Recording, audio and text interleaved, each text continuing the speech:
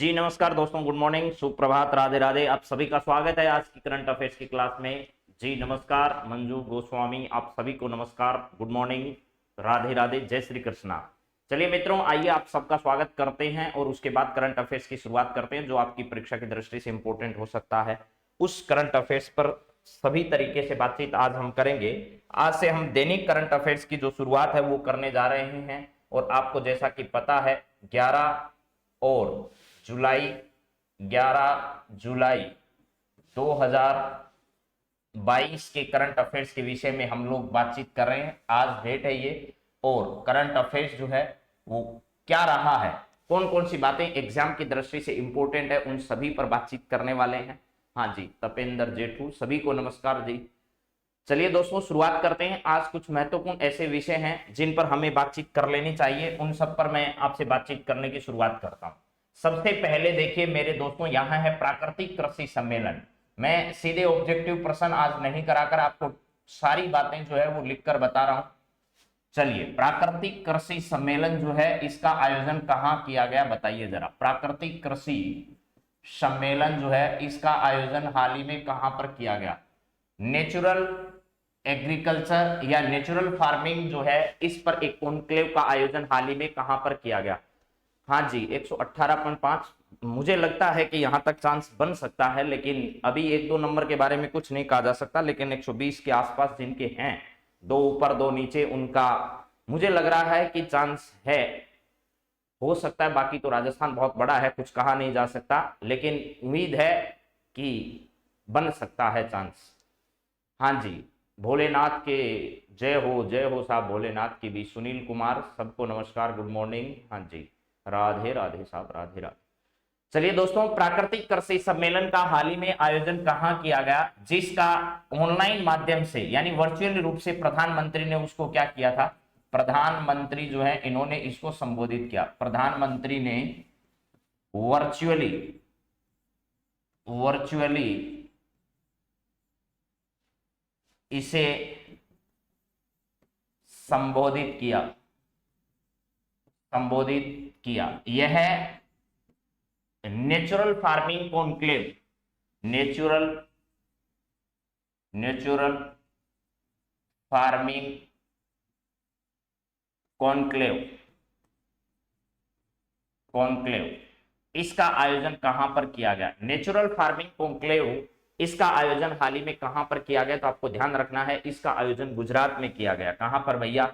गुजरात में इसका आयोजन किया गया। और गुजरात में भी कहां पर? सूरत में। तो सीधा मेरा सवाल आपसे है, सूरत कहां पर है भैया? गुजरात में है, वहां पर इसका आयोजन किया गया। तो मैं सीधा सवाल बोल रहा हूं, आपके सामने मैंने आंसर लिख दिया है। मेरा सवाल यही था कि अभी हाल ही में प्राकृतिक कृषि सम्मेलन या फिर नेचुरल फार्मिंग कॉन्क्लेव का आयोजन जो है वो कहां पर किया गया, जिसको प्रधानमंत्री ने वर्चुअल रूप से संबोधित किया? तो इसका आयोजन जो है वो गुजरात के सूरत में किया गया। ये आपको ध्यान रखना है, सबसे इंपॉर्टेंट बात यहां पर यही है। गुजरात जो है, यहां पर भूपेंद्र पटेल जो है वो मुख्यमंत्री हैं। भूपेंद्र पटेल यहाँ के क्या है भैया? मुख्यमंत्री हैं। इसके अलावा जो है गुजरात ऐसा राज्य है जिसकी सबसे लंबी तटीय सीमा जो है वो क्या होती है? लगती है। हाँ जी, तो दोबारा सुन लीजिए एक बार सवाल, और क्या है इसका उद्देश्य?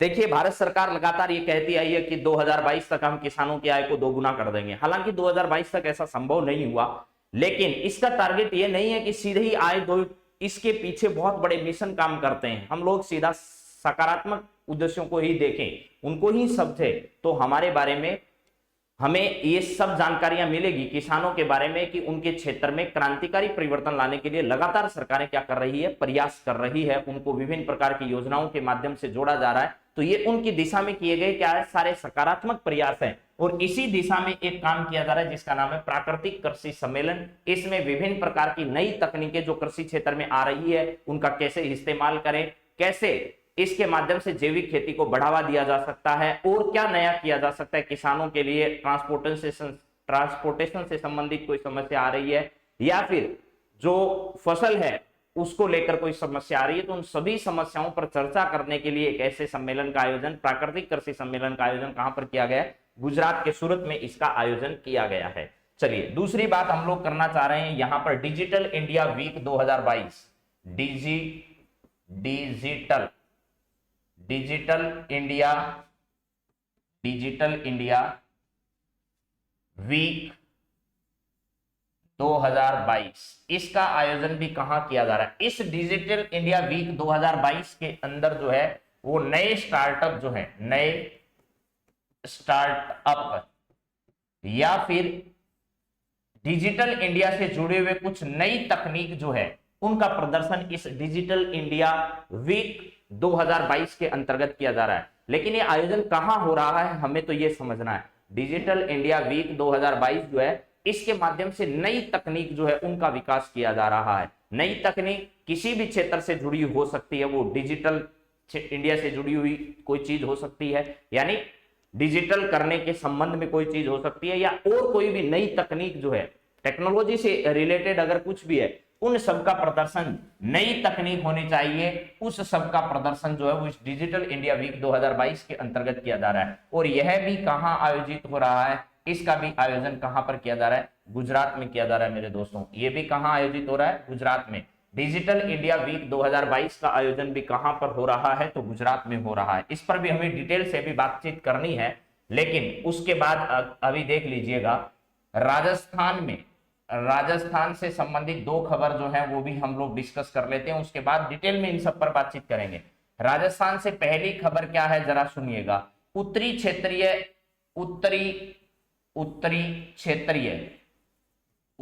क्षेत्रीय परिषद जो है सहकारिता से संबंधित है, उत्तरी क्षेत्रीय परिषद।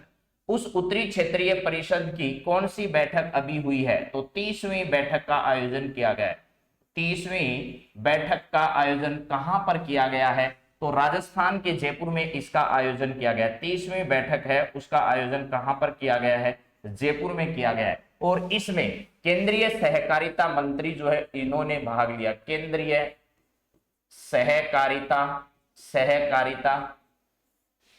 और गृह मंत्री कौन है भैया?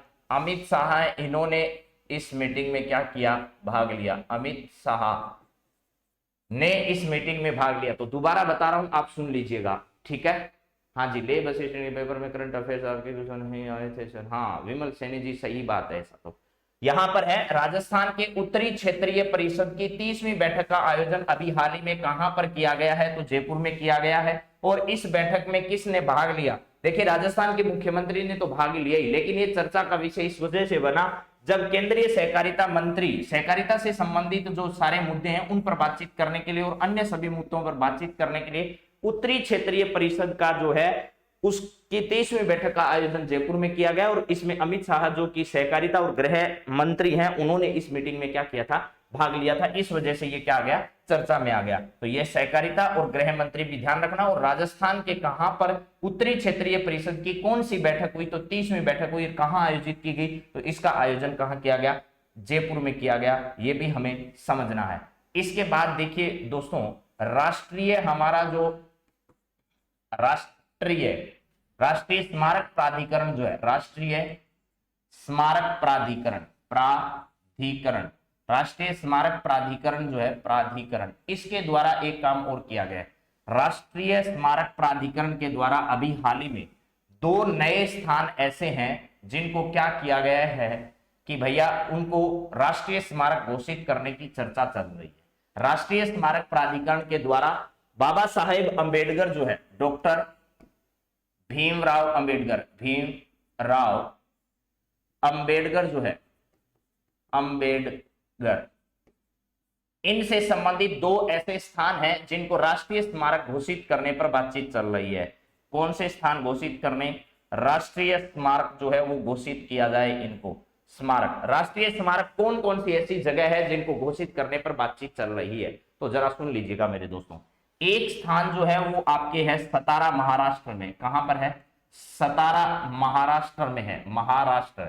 और सतारा महाराष्ट्र में कौन सा स्थान है? जहां से डॉक्टर साहब ने प्राथमिक शिक्षा ग्रहण की थी। वो प्राथमिक शिक्षा की जो पाठशाला है, प्राथमिक शिक्षा सतारा महाराष्ट्र में जहां से ग्रहण की थी, उस स्थान को क्या किया जाना चाहिए? राष्ट्रीय स्मारक घोषित किया जाना चाहिए। ऐसा चर्चा का विषय बना हुआ है। इसके अलावा मेरे दोस्तों एक जगह जो है वो संकल्प भूमि नाम से जगह है। क्या है?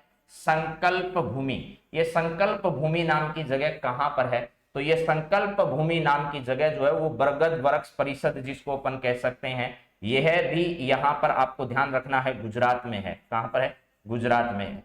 संकल्प भूमि नाम की जगह भी वो कहां पर है? गुजरात में, जहां बरगद वृक्ष परिषद जो है वो संस्था स्थित है। यानी संकल्प भूमि यहां कहो या बरगद बरगद वृक्ष बरगद वृक्ष परिषद जो है उसका जो कार्यालय है, यहां पर भी ये जो जगह है ये भी बाबा साहब भीमराव अंबेडकर से जुड़ी हुई है। तो इन दोनों जगहों को राष्ट्रीय स्मारक प्राधिकरण के द्वारा राष्ट्रीय स्मारक घोषित किए जाने की चर्चा चल रही है। तो आपसे पूछा जा सकता है कि संकल्प भूमि या बरगद वृक्ष परिषद जो गुजरात में है और प्राथमिक शिक्षा जहां पर डॉक्टर साहब ने प्राथमिक शिक्षा ग्रहण की थी, ठीक है, तो आप ध्यान करना कि ये दोनों जगह जो है वो राष्ट्रीय स्मारक प्राधिकरण के द्वारा राष्ट्रीय स्मारक घोषित किए जाने की चर्चा चल रही है। तो इन दोनों जगहों के नाम आप जरूर ध्यान रखना।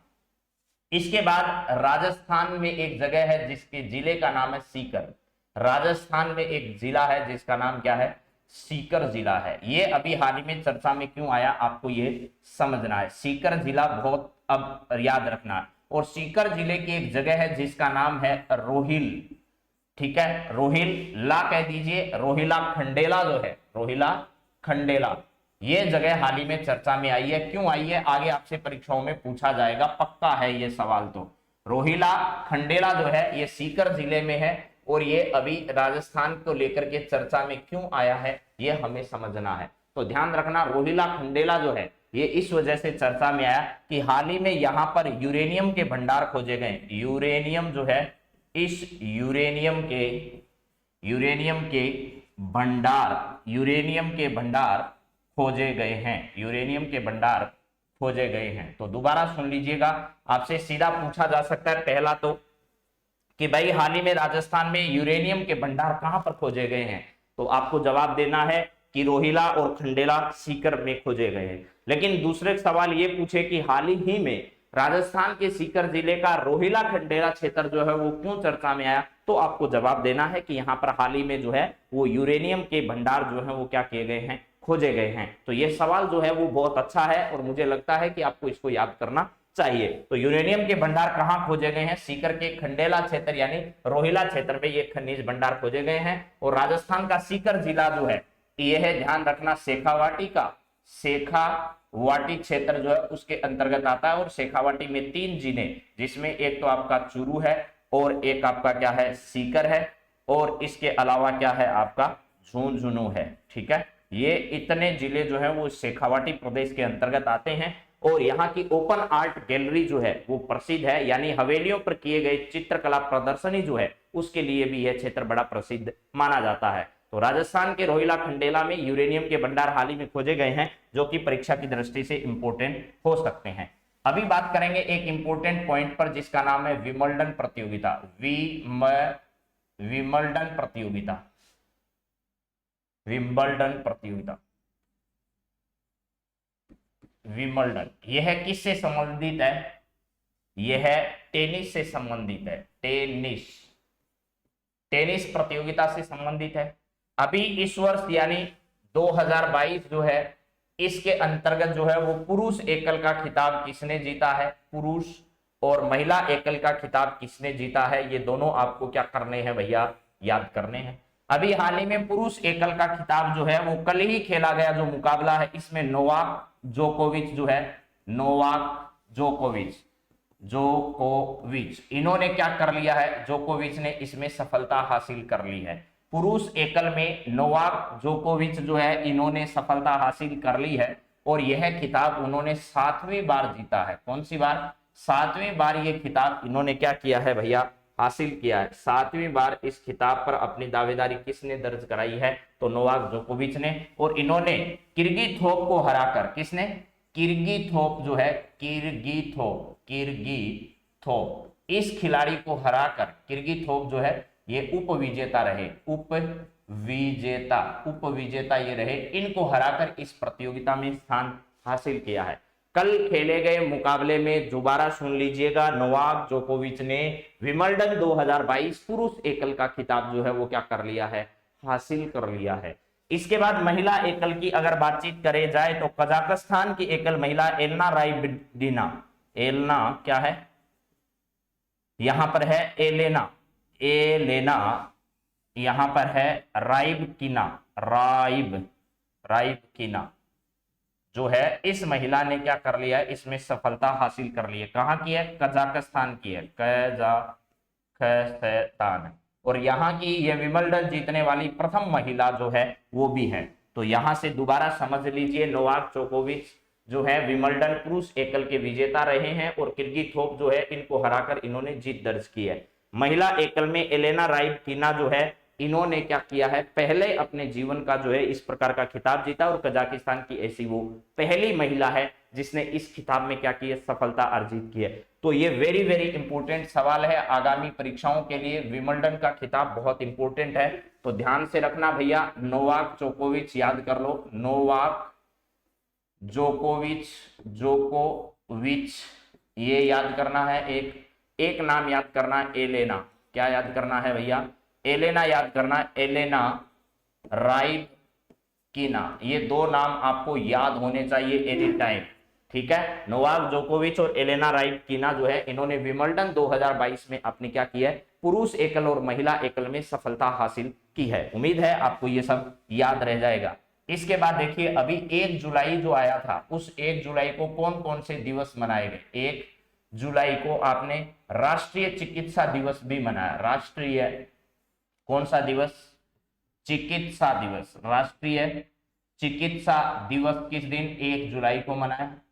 इसके अलावा आपने जीएसटी डे जो है, जीएसटी दिवस, वो भी 1 जुलाई को मनाया, क्योंकि 1 जुलाई 2017, 1 जुलाई 2017 अभी तक ये सवाल परीक्षाओं में पूछा जा रहा है कि जीएसटी जो है वो कब लागू हुआ था, तो 1 जुलाई 2017 को लागू हुआ था। अभी भी कई परीक्षाओं में ये सवाल आ रहा है। चलिए, इसके बाद है, इसी दिन जो है वो जगन्नाथ यात्रा जो है, जगन्नाथपुरी की यात्रा, जगन्नाथपुरी की यात्रा जो है इसका आरंभ किया गया 2020 में। यात्रा 2020 की भी कब शुरुआत की गई, तो 2022 की शुरुआत जो है वो भी 1 जुलाई के दिन की गई थी। तो 1 जुलाई के दिन 2 दिवस, राष्ट्रीय चिकित्सा दिवस और जीएसटी दिवस मनाया गया। और जगन्नाथपुरी की यात्रा का आरंभ हुआ। ये जगन्नाथपुरी आपका कहां पर पड़ता है, तो ध्यान रखिएगा मित्रों, यह उड़ीसा में पड़ता है। कहां पर, उड़ीसा के अंदर ये आता है। चलिए, इसके बाद बात करें अगली बातचीत जरा सुनिए। आपके सामने IISc, ठीक है, IISc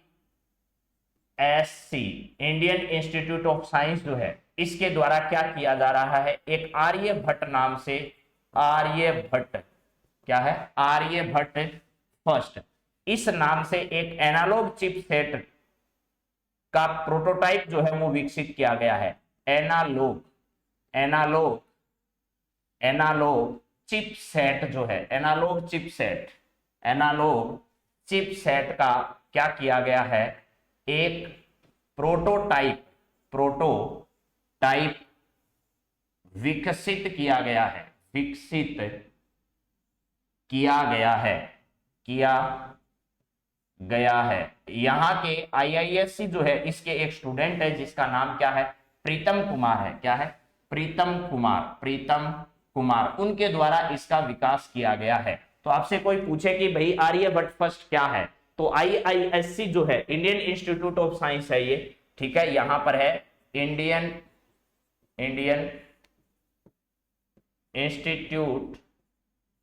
इंस्टीट्यूट ऑफ साइंस जो है, इंडियन इंस्टीट्यूट ऑफ साइंस जो है, इसके द्वारा आर्यभट्ट फर्स्ट नाम से अभी हाल ही में एनालॉग चिपसेट का प्रोटोटाइप जो है वो क्या किया गया है, विकसित किया गया है। सवाल क्या बनेगा, दोबारा बोल रहा हूं, अभी हाल ही में इंडियन इंस्टीट्यूट ऑफ साइंस के द्वारा किस नाम से एनालॉग चिपसेट का एक प्रोटोटाइप विकसित किया गया है, तो वो आपको आर्यभट्ट फर्स्ट, आर्यभट्ट सेकंड, आर्यभट्ट सीधे भी दे सकता है। तो इस प्रकार का ऑप्शन ध्यान रखना है। आर्यभट्ट फर्स्ट नाम से अभी हाल ही में एनालॉग चिपसेट जो है उसका प्रोटोटाइप जो है वो इसके द्वारा क्या किया गया है, विकसित किया गया है, जिसको हमें ध्यान रखना है, ठीक है। एक अब PSLV की बात करें, अभी हाल ही की ताजा खबर है और आगामी परीक्षाओं में जरूर पूछा जाएगा। PSLV C50, यहां पर ध्यान रखना 3 है। देखिए, अभी आपके वीडियो के एग्जाम में PSLV C52 पूछा गया था, यहां पर PSLV C52 जो है इसको पूछा गया, और ये PSLV C52 है, इसके माध्यम से EOS-04 नामक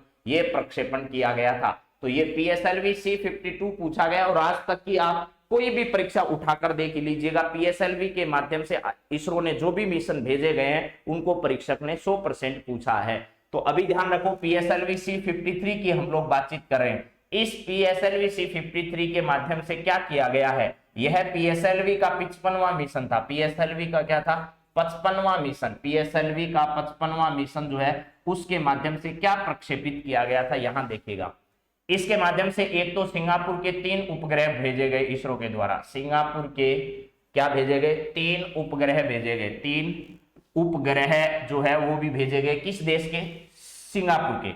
इसके अलावा POEM, ठीक है, इसका मतलब है प्रायोगिक मिशन जो है, यानी कक्षीय प्रायोगिक मिशन। कक्षीय प्रायोगिक मिशन जो है, प्रायोगिक मिशन जो है, ये कक्षीय प्रायोगिक मिशन जो है, इसके माध्यम से क्या किया गया, कक्षीय प्रायोगिक मिशन या मॉड्यूल जिसको अपन कह सकते हैं, मॉड्यूल, उसको प्रक्षेपित किया गया था। यानी एक आपका प्रायोगिक मिशन है जिसका नाम क्या है, POEM है। इस POEM को किसके माध्यम से लॉन्च किया गया, तो इसको लॉन्च किया गया था PSLV C53 को, और यह मिशन किसके द्वारा किया गया, तो यह इसरो के द्वारा किया गया था। इसरो की स्थापना 15 अगस्त के दिन हुई थी, 15 अगस्त 1969, आपको डेट याद होगी। प्लस इसके अलावा इसरो के सोमनाथ जो हैं, ठीक है, डॉक्टर सोमनाथ, ये इसके क्या है, इसरो के वर्तमान में निदेशक है। तो चलिए जरा, मुझे उम्मीद है कि ये सवाल आपको बहुत अच्छे से समझ में आ गया होगा। अब हम लोग इन बातों को पूरे विस्तार से अगर करें तो आपके सामने मैं एक एक बात रख देता हूं, जरा देख लीजिएगा मेरे मित्रों। मैंने कुछ आपके सामने रिवीजन कराने की कोशिश की, भाई शॉर्ट में जल्दी जल्दी आपको कैसे बातों को समझाया जा सकता है उस पर बातचीत की। अभी मैं इन सबको आपके सामने विस्तार से भी रख देता हूं, अगर आप समझ सकें तो देख लीजिएगा। अभी डिजिटल सप्ताह का जो आयोजन है इनको पढ़ लीजिएगा। डिजिटल सप्ताह प्रधानमंत्री नरेंद्र मोदी द्वारा 4 जुलाई 2022 को गुजरात के गांधीनगर में डिजिटल भारत सप्ताह का शुभारंभ किया गया। इस कार्यक्रम में कई डिजिटल सुविधाओं की शुरुआत की गई। उनका उद्देश्य प्रौद्योगिकी तक लोगों की पहुंच बढ़ाना है, जीवन यापन को सुगम बनाना और स्टार्टअप को मजबूती प्रदान करना है। डिजिटल भारत सप्ताह का विषय क्या रहा, नव भारत प्रौद्योगिकी प्रेरणा इसका विषय रहा। डिजिटल इंडिया कार्यक्रम वर्ष 2015 में लॉन्च किया गया था, और यह कार्यक्रम कई महत्वपूर्ण सरकारी योजनाओं जैसे Bharat net, make in India, startup India, stand up India और प्रौद्योगिकी गलियारों आदि से संबंधित है। और इसका उद्देश्य भारत को एक भविष्य आधारित ज्ञान केंद्र के रूप में तैयार करना है तथा परिवर्तन को साकार करना है। आईटी यानी इंडिया टैलेंट और आईटी इंफॉर्मेशन टेक्नोलॉजी आदि मिलकर जो है IET नाम रखा गया है। इंडिया टुमारो को वास्तविक रूप इसमें प्रदान किया गया है। तो मुझे लगता है कि आपको ये बात याद हो जाएगी। नव भारत प्रौद्योगिकी प्रेरणा इसका विषय रखा गया है, और 4 जुलाई को इसका उद्घाटन किया गया। उद्घाटन किसके द्वारा किया गया, तो देश के प्रधानमंत्री ने इसका क्या किया था, उद्घाटन किया था। तो उम्मीद है कि आपको ये डिजिटल सप्ताह 2022 है ये समझ में आ गया होगा, और इसके बारे में आपको सारी बात जानकारी मिल गई होगी। चलिए अब बात करते हैं नेक्स्ट पॉइंट के बारे में। अगला पॉइंट आपका क्या है, जरा वो भी देख लीजिएगा। मैंने जितनी बातें पढ़ाई है उन सब के बारे में हम लोग डिटेल से बातचीत करने वाले हैं। अभी देखिए, हमने PSLV C53 के बारे में बातचीत की है, तो इसको भी पढ़ लीजिएगा। PSLV C53 क्या है, PSLV C53 की कहानी जरा सुन लो भैया। अरे आप लोगों की कमेंट नहीं आ रहे, मेरी आवाज तो अब तक पहुंच रही होगी। हाल ही में भारतीय अंतरिक्ष अनुसंधान संगठन इसरो ने आंध्र प्रदेश के श्रीहरिकोटा से PSLV C53 मिशन लॉन्च किया, जिसने सिंगापुर के 3 उपग्रहों को कक्षा में स्थापित किया। PSLV C53 अंतरिक्ष एजेंसी की वाणिज्यिक शाखा न्यू स्पेस इंडिया लिमिटेड का दूसरा समर्पित वाणिज्यिक मिशन है। यह इसरो का PSLV का 55वां मिशन था। इस प्रक्षेपण यान से 3 उपग्रहों DSEO, न्यूसार, NEUSAR और SCUB-1 उपग्रह लॉन्च किया गया। और NSIL जो कि भारत की न्यू स्पेस इंडिया लिमिटेड है, भारत सरकार का एक केंद्रीय सार्वजनिक क्षेत्र का उद्यम है। यह इसरो की वाणिज्यिक शाखा के रूप में कार्य करता है। इसका मुख्यालय बेंगलुरु में है, और NSIL की स्थापना 2019 में की गई तथा यह अंतरिक्ष विभाग के प्रशासनिक नियंत्रण में क्या करता है, काम करता है। तो मुझे लगता है कि आपको ये सब बातें समझ में आ गई होगी यहाँ तक। कोई दिक्कत यहां तक किसी को नहीं होगी मेरे हिसाब से। तो बहुत अच्छा सवाल है और आगामी परीक्षाओं में आपसे इस पर जरूर सवाल पूछा जाएगा, ये बात मैं आज ही आपको कह चुका हूं और आप लोगों को ये याद रख लेनी है कि PSLV C53 जो है इसके बारे में निश्चित तौर पर आपसे सवाल जो है वो आगामी परीक्षाओं में पूछे जाएंगे। चलो हाँ जी, आ रही है आवाज, इसका मतलब तो हाँ ठीक है। चलिए अगला देखिए क्या है। अगला है राजस्थान में यूरेनियम की खोज। पहले ही कह चुका हूं आएगा आगामी परीक्षाओं में 2 सवाल, PSLV C53 का भी आएगा और राजस्थान में खोजे गए खनिज भंडार का जो सवाल है वो भी आगामी परीक्षाओं में जरूर आपको देखने को मिलने वाला है। जरा पढ़िए इस बातों को, क्या लिखा है मैंने यहाँ पर। हाल ही में राजस्थान के सीकर जिले के रोहिल खंडेला तहसील में यूरेनियम के विशाल भंडार पाए गए हैं। इस रिजर्व के साथ यह राज्य दुनिया के नक्शे पर आ गया है।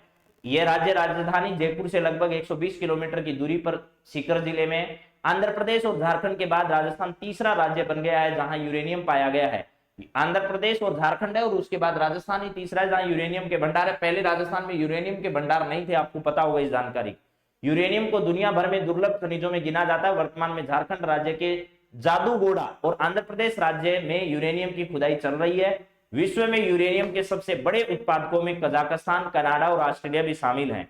यूरेनियम एक रासायनिक तत्व है जिसका प्रतीक यू है तथा परमाणु क्रमांक 92 है। यूरेनियम कमजोर रूप से रेडियोधर्मी है क्योंकि इसके सभी समस्थानिक अस्थिर हैं और यूरेनियम का उपयोग आमतौर पर विद्युत पैदा करने, परमाणु ऊर्जा, रक्षा उपकरण बनाने में, दवाओं में और फोटोग्राफी के लिए भी किया जाता है।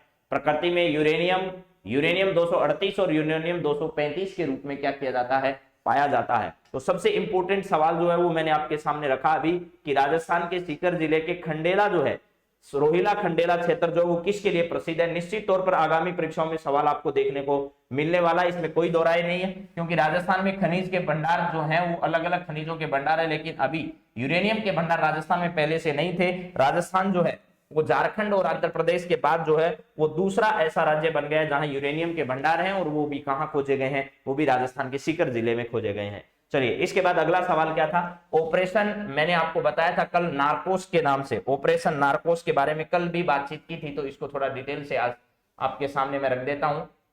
ठीक है, ऑपरेशन नार्कोस क्या है। तो ऑपरेशन नार्कोस जो है वो रेलवे सुरक्षा बल द्वारा शुरू किया गया एक मिशन है। ठीक है, हाल ही में ऑपरेशन नार्कोस के तहत 7.40 करोड़ रुपए से अधिक मूल्य के नशीले पदार्थ जो है वो बरामद किए गए। ऑपरेशन नार्कोस क्या है, तो यह नशीले पदार्थ तथा मन प्रभावी पदार्थ के खतरे पर विशेष रूप से ध्यान देने के लिए ऑपरेशन नार्कोस नामक कोड के साथ रेल के माध्यम से नशीले पदार्थों की तस्करी के खिलाफ 1 महीने का अखिल भारतीय अभियान जून 2022 में क्या किया गया था, आरंभ किया गया था। इसके बाद है आरपीएफ ने इस अवैध व्यापार में शामिल ड्रग तस्करों को निशाना बनाने के लिए नारकोटिक्स कंट्रोल ब्यूरो एवं अन्य कानून प्रवर्तन एजेंसियों के समन्वय से देश भर में ट्रेनों व चिन्हित ब्लैक स्पॉट में अपनी जांच जो है वो क्या कर दी है, तेज कर दी है। तो परीक्षा का सवाल सिर्फ इतना ही बन सकता है कि भैया ऑपरेशन नार्कोस जो है वो अभी हाल ही में किसके द्वारा शुरू किया गया है, तो आपको सीधा जवाब दे देना है कि यह जो है वो आरपीएफ के द्वारा शुरू किया गया एक क्या है, अभियान है। इसके अलावा जो है वो आरपीएफ जो उसने कौन कौन से अभियान, अन्य अभियान भी चलाए हैं उनको भी जरा समझ लीजिएगा। एक है इन्होंने चलाया ऑपरेशन आहट। ऑपरेशन आहट यह जो है वो पीड़ित विशेष रूप से महिलाओं और बच्चों तस्करों के चंगुल से बचाने के लिए लंबी दूरी की सभी ट्रेनों मार्गों पर विशेष टीमों को तैनात किया गया। यानी ऑपरेशन आहट जो है वो मानव तस्करी को रोकने के लिए रेलवे सुरक्षा बल द्वारा शुरू किया गया। मेरी सहेली मेरी पहल जो है वो महिला यात्रियों की सुरक्षा को केंद्रित करते हुए सितंबर 2020 में दक्षिणी पूर्वी रेलवे द्वारा इसे शुरू किया गया था। चलिए इसके बाद है ऑपरेशन यात्री सुरक्षा। ऑपरेशन यात्री सुरक्षा के तहत आरपीएफ जो है यात्री अपराध के खिलाफ लड़ाई में राज्य पुलिस का समर्थन क्या है, करता है। इसके बाद है ऑपरेशन नन्हे फरिश्ते। इसमें 1045 बच्चों को बचाया, अकेले पाए गए थे और या रेलवे स्टेशनों पर छोड़ दिए गए थे। यानी वो बच्चे जिनको रेलवे स्टेशन पर या तो छोड़ दिए गए किसी वजह से या फिर वो अकेले पाए गए, उन बच्चों के लिए भी इस प्रकार का अभियान जो है वो रेलवे द्वारा क्या किया गया था, चलाया गया था। इसके अलावा भी मैंने आपको 2-3 अभियान और बताए हैं। ऑपरेशन आहट के अलावा भी ऑपरेशन उपलब्ध है। क्या है, ऑपरेशन उपलब्ध जो है वो भी इसी के द्वारा चलाया गया था। ऑपरेशन उपलब्ध यह भी रेलवे पुलिस द्वारा क्या किया गया था, चलाया गया था। ऐसे कई मिशन जो है वो रेलवे चला रहा है। चलिए अगला सवाल जरा देखिएगा क्या है। मानव रहित लड़ाकू विमान की पहली उड़ान ये भी अच्छा सवाल है। ये क्या है जरा सुन लो भैया, क्या है यहाँ पर। मानव रहित लड़ाकू विमान की पहली उड़ान जो है इसके बारे में क्या है। डीआरडीओ जो है यानी रक्षा अनुसंधान और विकास संगठन डीआरडीओ ने 1 जुलाई 2022 को ऑटोनोमस फ्लाइंग टेक्नोलॉजी डेमोन्स्ट्रेटर की प्रथम सफल उड़ान संचालित की है। यह उड़ान कर्नाटक के चित्रदुर्ग में एरोनॉटिकल स्टेट रेंज में की गई। इसके साथ ही भारत ने गुप्त मानव रहित कॉम्बैट एरियल व्हीकल यानी यूसीएवी का सफल परीक्षण कर एक उपलब्धि हासिल कर ली है। इसे stealth wing flight test bed swift भी कहा जाता है। यह कार्यक्रम भारत की 5वीं पीढ़ी के stealth fighter advance medium combat aircraft विकसित करने से संबंधित है। उड़ान पूरी तरह से स्वायत्त मोड में संचालित की गई। विमान ने एक संपूर्ण उड़ान का प्रदर्शन किया जिसमें take off, waypoint navigation और एक आसान टच डाउन शामिल है। यह विमान एक छोटे टर्बोफेन इंजन द्वारा संचालित है। यह स्वचालित विमान निर्मित करने और सैन्य प्रणाली के संदर्भ में आत्मनिर्भर भारत की दिशा में एक महत्वपूर्ण कदम है। ठीक है, हाँ जी। चलिए सर, बाकी कल करवाना भूल जाएंगे। अच्छा जी, नेहा सोनी जी, कल भी करवाएंगे, चिंता क्यों कर रहे हो। अभी एक बार सुन लीजिएगा। सिर्फ आपको इस सवाल में इतना याद रखना है, मानव रहित लड़ाकू विमान की पहली उड़ान जो वो किसके द्वारा शुरू की गई, कब शुरू की गई। तो 1 जुलाई 2022 को जो है वो डीआरडीओ के द्वारा इसे कर्नाटक के चित्रदुर्ग से एरोनॉटिकल स्टेट रेंज से पहला परीक्षण इसका किया गया था। मानव रहित लड़ाकू विमान की पहली उड़ान जो है उसकी शुरुआत कहां से की गई, तो कर्नाटक से की गई। और यह मिशन किसके नेतृत्व में पूरा किया गया, तो यह पूरा का पूरा जो मिशन है वो किसने किया है, डीआरडीओ के द्वारा किया गया है। चलिए अगले पॉइंट पर बात करते हैं। नेक्स्ट पॉइंट आपका क्या है, जरा देखो भैया। बात बहुत सारी है, आप कितनी सुन सकते हैं वो सुन लीजिएगा। यहां पर है हॉर्नसिंग ग्रीन हाइड्रोजन क्या है। यह है हॉर्नसिंग ग्रीन हाइड्रोजन क्या चीज है और किसके द्वारा इसे शुरू किया गया है। राम राम जी, सुमन कासनिया जी, राम राम आपको भी। चलिए इसके बाद सरकार के थिंक टैंक नीति आयोग द्वारा जारी की गई, यानी हॉर्नसिंग ग्रीन हाइड्रोजन जो है, यानी harnessing green hydrogen opportunity for deep decarbonation in India शीर्षक से अपनी एक रिपोर्ट जो है वो किसके द्वारा प्रकाशित की गई है, जो आपके नीति आयोग द्वारा प्रकाशित की गई है। यह रिपोर्ट दिल्ली स्थित थिंक टैंक आरएमआई इंडिया के सहयोग से तैयार की गई है।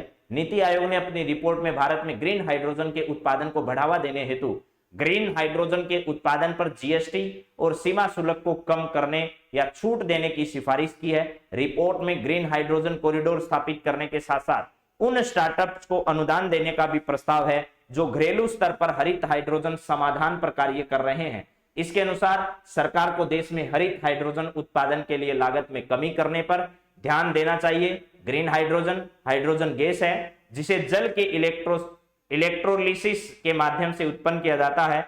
इलेक्ट्रोलिसिस जल को हाइड्रोजन और ऑक्सीजन में विभाजित करने हेतु एक ऊर्जा गहन प्रक्रिया है। हमारे लिए काम की बात क्या है वो एक बार फिर सुन लो, इतना जरूर याद रखेगा। हॉर्नसिंग ग्रीन हाइड्रोजन पर अभी हाल ही में जो है वो एक रिपोर्ट किसके द्वारा प्रकाशित की गई है, तो नीति आयोग के द्वारा एक रिपोर्ट का इस पर क्या किया गया है, प्रकाशन किया गया है। ये हमें याद रखना है। चलिए इसके बाद आगे बात करते हैं। उन्नत हल्का हेलीकॉप्टर जो है वो अभी हाल ही में, उन्नत हल्का हेलीकॉप्टर किसके द्वारा विकसित किया गया है, अभी हाल ही में आपको यह देखना है। तो देखिए मेरे मित्रों, यहां पर नाम एकदम स्पष्ट है, उन्नत हल्का हेलीकॉप्टर ALH, यानी यह हिंदुस्तान एरोनॉटिक्स लिमिटेड जो है HAL द्वारा विकसित व निर्मित किया गया है। उन्नत हल्का हेलीकॉप्टर ALH यह किसके द्वारा विकसित किया गया है, तो हिंदुस्तान एरोनॉटिक्स लिमिटेड द्वारा विकसित व निर्मित किया गया है।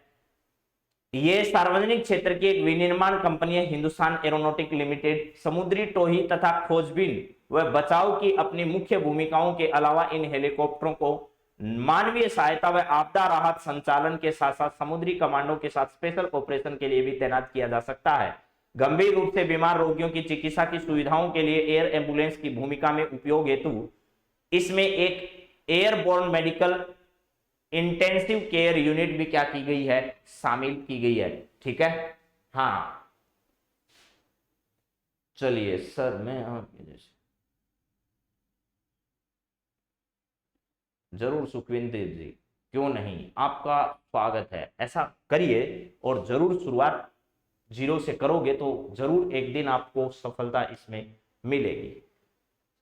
चलिए यहां पर है, इसके बाद अगली बात करते हैं, जरा देखिएगा क्या है नेक्स्ट पॉइंट। जरा एक नया स्क्वाड्रन जो है वो कल मैंने बात की थी, भारतीय नौसेना ने अपना एक पूर्वी नौसेना कमान जो है यहां पर एक नया स्क्वाड्रन जो है वो क्या किया है, जारी किया है और अधिकृत किया है। उस नए स्क्वाड्रन का नाम भी आप लोगों को नाम बताया था मैंने, ठीक है, उसका नाम क्या था, तो ये रहा स्क्वाड्रन INS 324। भारतीय नौसेना ने पूर्वी नौसेना कमान में एक नया भारतीय नौसेना एयर स्क्वाड्रन जो है वो 324 के नाम से, INAS 324 के नाम से एक नया स्क्वाड्रन जो है वो भारतीय नौसेना में अभी हाल ही में क्या किया गया है, अधिकृत किया गया है या उसे कमीशन किया गया है, आप ऐसा समझ लीजिए। आगामी परीक्षाओं में यह सवाल भी बड़ा इंपॉर्टेंट रहने वाला है, मुझे ऐसा लग रहा है, क्योंकि अभी परीक्षा का जो पैटर्न है उसको देखते हुए इस तरीके के सवाल पूछे जाने की संभावना रहती है। चलिए अगला सवाल जरा देखिएगा क्या है आपके सामने। इसके बाद है हर्मिट स्पाईवेयर क्या चीज है। हर्मिट स्पाईवेयर जो है वो जिस प्रकार हमारे अलग अलग जो आपके कंप्यूटर में और मोबाइल में आने वाले जो वायरस हैं, ठीक उसी प्रकार से यहां पर एक क्या रखा गया है, हर्मिट स्पाईवेयर है। क्लाउड आधारित सुरक्षा कंपनी लुकआउट ने हाल ही में हर्मिट नामक एक नया स्पाईवेयर खोजा है। हर्मिट स्पाईवेयर एंड्रॉइड और iOS उपकरणों को क्या करा है, प्रभावित करने में सक्षम है, यानी इनको प्रभावित करने का सक्षम है, इसका मतलब ठीक है। हाँ, इसमें से क्वेश्चन भी बनाकर आपके सामने रख देंगे, कल की क्लास में क्वेश्चन रख देंगे, आज इनकी थोड़ी डिटेल आप लोग सुन लीजिएगा। तो हर्मिट स्पाईवेयर क्या चीज है, एक प्रकार का वायरस है ये समझिए, और यह वायरस जो है वो किसके द्वारा खोजा गया, एक कंपनी है हर्मिट, उस हर्मिट नाम की कंपनी के द्वारा क्या किया गया है, खोजा गया, जो कि एंड्रॉइड और iOS जो मोबाइल या जो हमारे टेबलेट है उनको क्या करता है, प्रभावित करने का काम करता है। चलिए इसके बाद आगे बात करते हैं नेक्स्ट, जरा देखिए इन सब पर आपको क्वेश्चन कल की क्लास में मिल जाएंगे, आप चिंता मत करो भाई, क्वेश्चन सब पर करवाएंगे, लेकिन मैं चाहता हूं कि एक बार आपको थोड़ी डिटेल इनके बारे में पता चल जाए तो फिर क्वेश्चन करना आसान रहेगा। इसके बाद एक पॉइंट है, अभी हाल ही में आंध्र प्रदेश से रिलेटेड है, अलूरी सीताराम राजू की 125वीं जयंती अभी हाल ही में मनाई गई और प्रधानमंत्री ने भी इस कार्यक्रम में क्या किया, हिस्सा लिया है, ठीक है। हाँ जी, हाँ चलिए यहां पर लिखा हुआ है, प्रधानमंत्री नरेंद्र मोदी 4 जुलाई 2022 को आंध्र प्रदेश के भीमावरम में जाने माने स्वतंत्रता सेनानी अलूरी सीताराम राजू की 125वीं जयंती समारोह का उद्घाटन किया उन्होंने, और इस अवसर पर प्रधानमंत्री मोदी अलूरी सीताराम राजू की 30 फीट ऊंची कांस्य की मूर्ति जो है इसका अनावरण इन्होंने किया। आजादी के अमृत महोत्सव के अंतर्गत सरकार स्वतंत्रता सेनानियों के योगदान को मान्यता देने और पूरे देश में लोगों को उनके बारे में जागरूक करने के प्रति कटिबद्ध है। अलूरी सीताराम राजू जो है इनका जन्म 4 जुलाई 1897 को हुआ और उन्होंने जनजातीय समुदाय के हितों की रक्षा के लिए जो पूर्वी घाट क्षेत्र है उसके अंतर्गत क्या किया था, काम किया था। तो हमें इतना याद रखना है, स्वतंत्रता सेनानी अलूरी सीताराम राजू जो है इसी 125वीं जयंती पर कार्यक्रम जो है वो आंध्र प्रदेश में आयोजित किया और प्रधानमंत्री ने इसमें क्या लिया था, हिस्सा लिया था। चलिए जरा इसके बाद आगे बात करते हैं, आगे क्या है नेक्स्ट पॉइंट हमारा, जरा वो भी समझ लीजिए, बहुत काम की बात करने वाले हैं हम आपसे। नेक्स्ट हमारा पॉइंट जो है वो है QS best student cities ranking.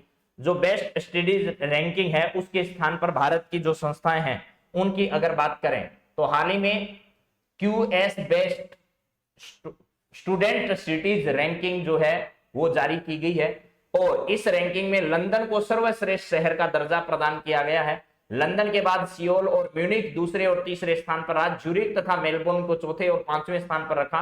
Buenos Aires ने लैटिन अमेरिका देशों में शीर्ष स्थान प्राप्त किया। भारत का सर्वोच्च रैंक वाला शहर जो है वो मुंबई है, जिसे विश्व स्तर पर 103वें स्थान पर रखा गया है। मुंबई के बाद बेंगलुरु 114वें स्थान पर रखा गया। चेन्नई और दिल्ली सूची में अपनी प्रविष्टियां दर्ज की है तथा उन्हें क्रम से 125 और 129वीं रैंक जो है वो प्राप्त हुई है अभी हाल ही में, ठीक है।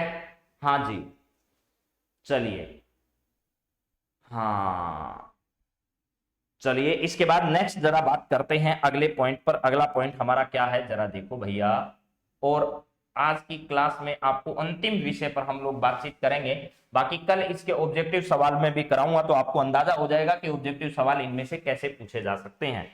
ये बहुत इंपॉर्टेंट सवाल है। अभी हाल ही में पीटी उषा जो है, देखिए 3 व्यक्ति ऐसे हैं, 4 दिग्गज राज्यसभा के लिए मनोनीत, यानी हमारे राष्ट्रपति जो है वो आपको पता है राज्यसभा में कितने लोगों को मनोनीत कर सकते हैं, ये आप लोग जानते हैं।